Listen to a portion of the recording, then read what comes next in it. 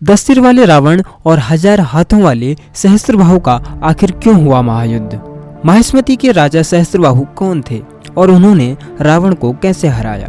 10 सिर वाले रावण और 1000 हाथों वाले सहस्त्रबाहु का आखिर क्यों हुआ महायुद्ध? रावण बहुत ही शक्तिशाली था। उसकी शक्तियों से देवता भी घबराते थे। इन्हीं शक्तियों के कारण रावण को अहंकार हो गया था और उसने अत्याचार आरंभ कर दिया। अहंकार के कारण रावण स्वयं को सबसे अधिक बलशाली मानने लगा और अपनी मनमर्जी करने लगा। लोगों का अपमान करना, बलपूर्वक किसी भी चीज को हासिल करना रावण का एकमात्र लक्ष्य रहता था।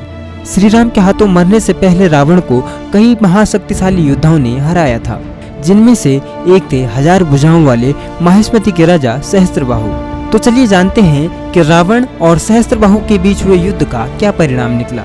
पौराणिक कथाओं के अनुसार त्रेता युग में सहस्त्रबाहु अर्जुन नाम के एक प्रतापी राजा थे, जिन्हें कार्तवीर्य अर्जुन के नाम से भी जाना जाता था।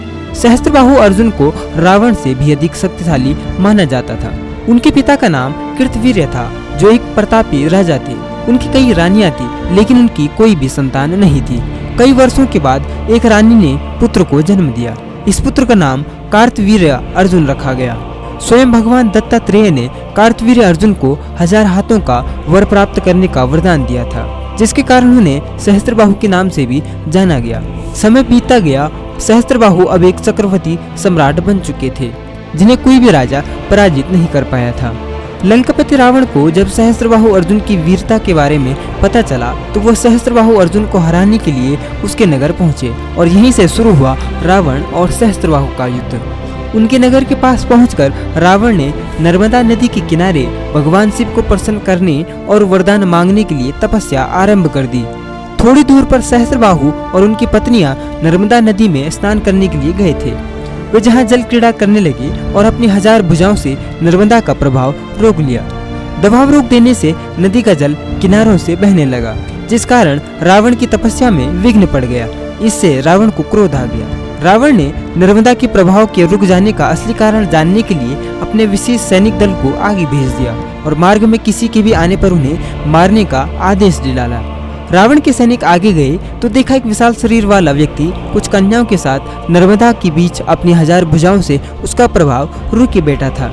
यदि एक सैनिकों ने सहस्त्रबाहु पर हमला कर दिया, लेकिन सहस्त्रबाहु ने बिना पीछे मुड़े उन सभी सैनिकों को चारों दिशाओं में दूर दूर तक फेंक दिया। एक सैनिक भागता हुआ रावण के पास पहुंचा और उसने उसे सारी बात बताई। रावण गुस्से से तिलमिला उठा और अकेले ही युद्ध करने निकल पड़ा। उसने सहस्त्रबाहु को देख युद्ध के लिए ललकारा और फिर सहस्त्रबाहु ने अपनी भुजाओं को खोला और रावण ने अपने 10 सिरों से गर्जना शुरू कर दिया। दोनों में युद्ध शुरू हो गया। रावण के हर एक प्रहार से सहस्त्रबाहु पर कोई असर न हुआ। सहस्त्रबाहु रावण को उठा उठाकर दूर दूर तक फेंकते रहे, जिससे रावण बहुत थक चुका था। मौका देख सहस्त्रबाहु के एक तगड़े प्रहार से रावण अचेत होकर धरती पर गिर पड़ा। इस प्रकार 1000 भुजाओं वाले सहस्त्रबाहु 10 सिर वाले रावण पर भारी पड़ गए। सहस्त्रबाहु ने उसे बंदी बना लिया।